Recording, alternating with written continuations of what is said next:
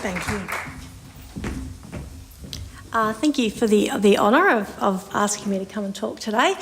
I just want to talk about quite a big change that my service has been through in the last few years. We had a beautiful family who contacted us from Melbourne who said that they were deaf and would our centre accommodate their 2 children at the time. And being that we have a philosophy of inclusion in the centre and that who can resist the charisma of the Alfords after all, we of course said yes. And on we went with the change that we're still going through. This will be a continuous experience for us. In some ways it was a very easy change because we already had a very diverse group of children from a diverse range of backgrounds. We were quite practised at adjusting to different languages, different abilities, different cultures, that kind of thing. So we'd already started to employ quite diversely. And so most of our staff will speak a range of languages, come from a range of languages, cultures and experiences.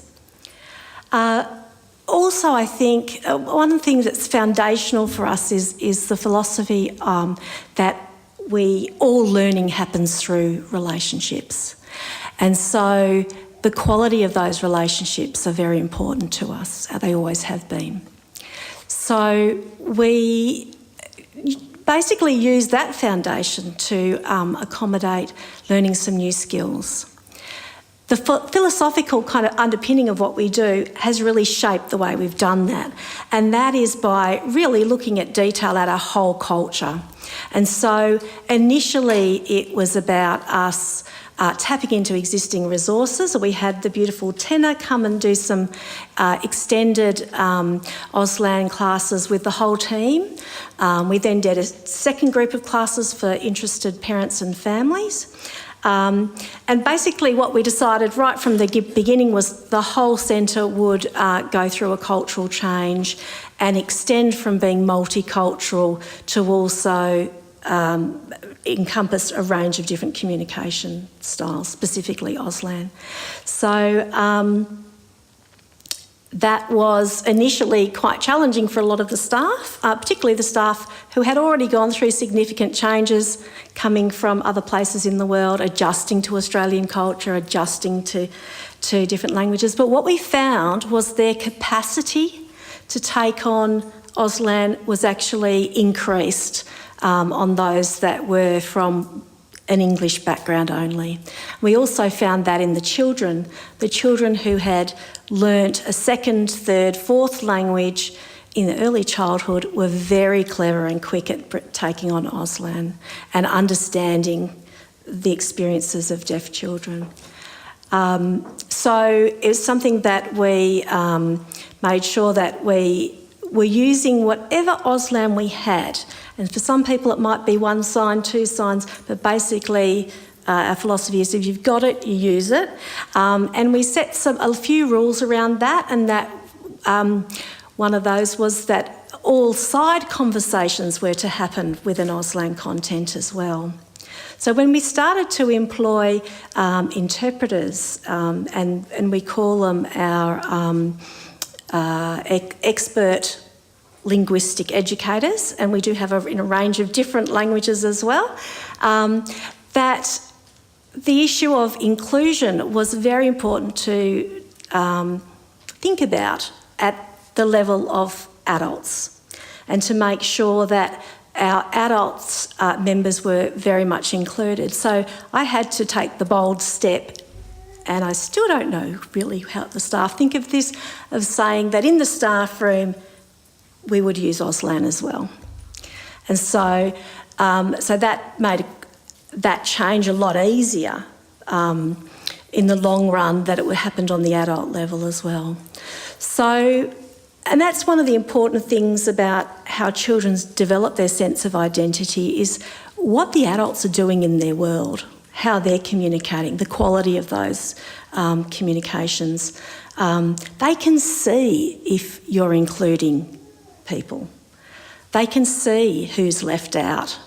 And so every aspect of our culture was kind of unpacked and looked at, and it's still very much on that journey. I do have a few staff that are very unsure about using Auslan. They don't like to be not expert at something.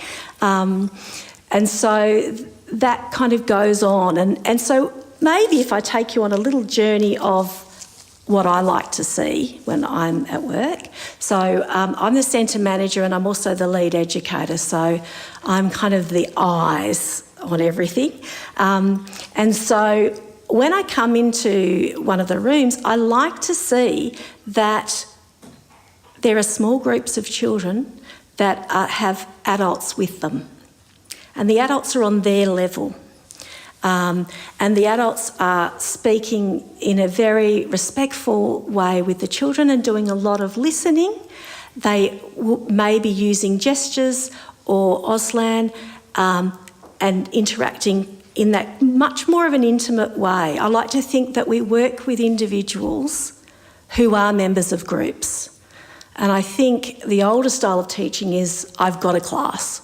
It's like one entity, but we have a lot of individuals and all of them are different. The other thing that I like to see is that every group time has Auslan content, and it also has language content from the families of the children in the group.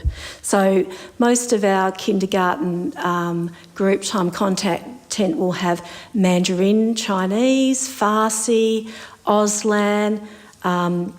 We will learn songs in a range of languages and songs with Auslan content as well. And stories will be read and signed at the same time. And we also do a lot of acting out of stories. So we really like to embody the narratives of the stories. So the children will run outside and play We're Going on a Bear Hunt or whatever it might be.